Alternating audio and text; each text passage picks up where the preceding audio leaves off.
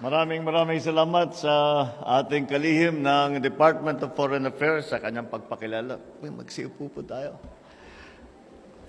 Kasama din po natin ang Speaker of the House of Representatives, Speaker Martin Romualdez.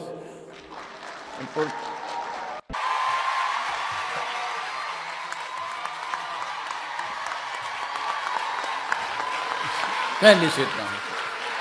Salamat po.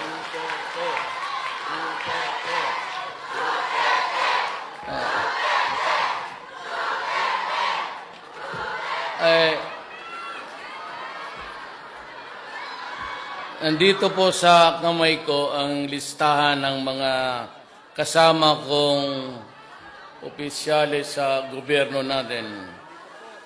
Pero marami sila masyado. Ang importante sa akin, kayo, hindi sila.